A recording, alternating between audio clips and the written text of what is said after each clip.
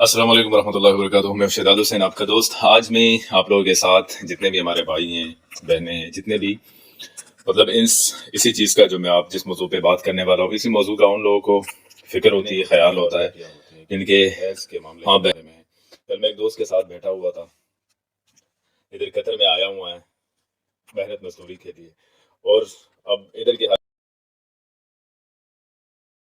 हालात ऐसे कुछ है कि ज़्यादा टाइट चल रहे हैं। बहुत सारे लोग जो है वो बेरोजगार बैठे हुए हैं। मतलब इस वजह से वो बोल रहा था मुझे कि मैं 1 साल पहले इसी सोच के साथ आया हूँ इधर कि मेरी 3-4 बेटियां हैं, फर्ज बनाया हुआ है। और हमारे माशरे ने जहेज को बहुत सारे लोग तो ऐसे हैं कि वो कैश और गाड़ियां और बाइक और सोना चांदी ये डिमांड करते हैं लड़के वाले कि लड़की के साथ ही सारी चीजें लाजमी होनी चाहिए। तो आप खुद सोचे, अगर कोई बेचारा बाप या भाई ऐसा है कि जिसकी अपनी मेहनत मजदूरी पर महीना वो 15-20 हजार है, तो वो लाखों का जो है इसका सामान कैसे अरेंज करेगा? और ये कहाँ की जहालत है। तो खुदारा जितने भी लोग हैं और जिन्होंने अगर किसी लड़की के साथ रिश्ता भी करना है, तो जहेज फर्ज नहीं है।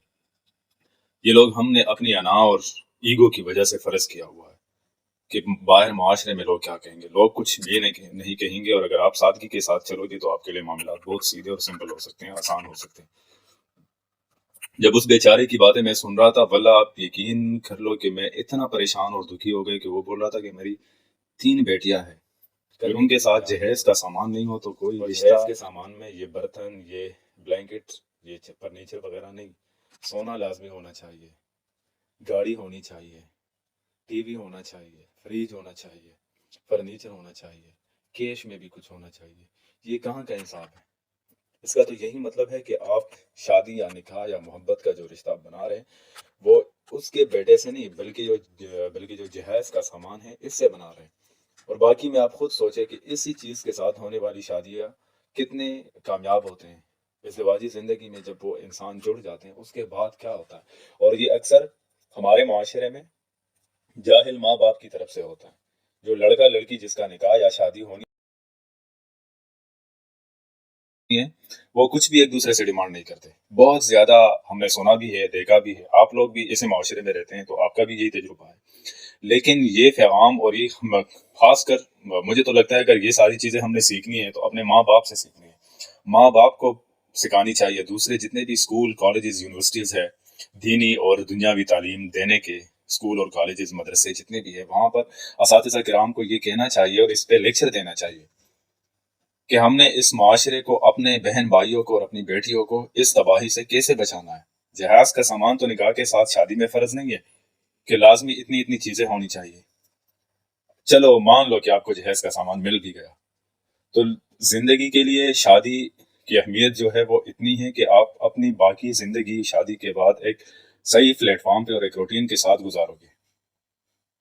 तो जब आपकी शादी इस शराइत की बिना पे हो जाती है और उसके बाद इतना कुछ खर्च शादी करके अगर आप एक शादी और इसका सामान जिंदगी वो हमवार नहीं है, वो पुरसुकून नहीं है, तो उस सारे खर्च और जहेज के सामान का फायदा क्या हुआ। तो खुदारा बहुत सारे भाई और बाप ऐसे हैं कि वो इसी चीज को लेके इस महंगाई के दौर में इतने परेशान और दुखी है कि उसको समझ ही नहीं आ रहा कि मैं अपनी बेटियों की निकाह और शादी का क्या करूंगा और कैसे होगा। और ये डिपेंड करता है लड़के वाले की फैमिली पर। ये लोग आसानियां पैदा करेंगे तो वो लोग इतने दुखी और परेशान नहीं होंगे। और सबसे बड़ी जो दूसरी बात है, अगर इस गैरत और ईगो और अना में हम आकर जहेज का सामान अगर हमको नहीं मिलता और हम उस रिश्ते को तोड़ देते हैं, चले जाते हैं, तो लड़कों को तो बहुत सारे लोग एक्सेप्ट करते हैं, लेकिन लड़की पे जो बदनामी का दाग और नाम लग जाता है, फिर उसके बाद कोई भी उसको एक्सेप्ट करने के लिए, उससे शादी और निकाह करने के लिए तैयार नहीं होता। और ये गुनाह किसके जिम्मे पड़ जाती है? ये उस बंदे के जिम्मे पड़ जाती हैं जो जहेज की सामान का डिमांड करता है कि हमें हमें ये चीजें लाजमी चाहिए शादी में। अगर शादी में ये चीजें, निकाह में ये चीजें, जहेज में ये चीजें नहीं होगी तो हम शादी और निकाह नहीं करेंगे। तो ये सीधा आपके पल्ले में पड़ जाती है। फिर जब in the end on the judgement day हिसाब किताब होगा, हिसाब किताब का दिन होगा, तो उधर कौन जवाब दे सकता है?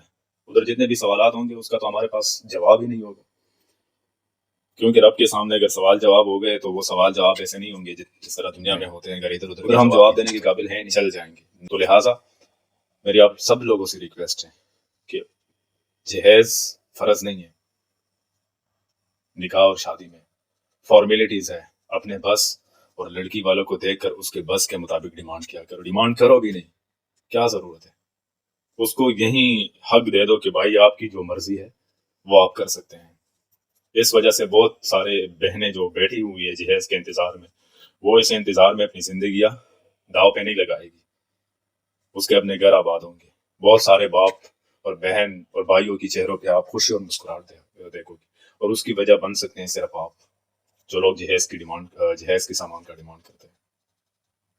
تو برائے مہربانی اس انفارمیشن کو اور اس پیغام کو بہت زیادہ پھیلائے تاکہ لوگ اس کے بارے میں ایجوکیٹڈ ہو جائے کہ بھائی یہ جو ہم نے شرائط بنائی ہوئی ہے، جو ہم نے ایک رسم و رواج بنایا ہوا ہے، یہ اسلام میں ہے نہیں سرے سے۔ تو جو چیز اسلام میں نہیں ہے اس کی اگر ہم نفی کریں تو اس دنیا میں بھی ہمارے لیے فائدہ مند ثابت ہوگا، اور اس دنیا میں بھی زیادہ سے زیادہ کوشش کریں اور اپنے بچوں اور بچیوں کو یہی تعلیم دیں گھر میں، جو گھر کا سربراہ ہے، جو فیملی کا سربراہ ہے، اس کی یہ ذمہ داری بنتی ہے کہ اپنے بچوں اور بچیوں کو اس کے بارے میں پیغام دے کہ مطلب ہم نے کیسے زندگی گزارنی ہے اور کیا کیا کرنا ہے، اگر شادی کا موقع آ گیا تو ہم نے کیا کیا کرنا ہے۔ تو لہٰذا اسی رسم و رواج کو ختم کر کے نکاح اور شادی کو آسان بنائے تاکہ آپ کی فیملی، آپ کے بچے بچیاں بہت بڑے بڑے غلطی اور گناہوں سے بچ سکے۔ تھینک یو سو مچ، اللہ حافظ۔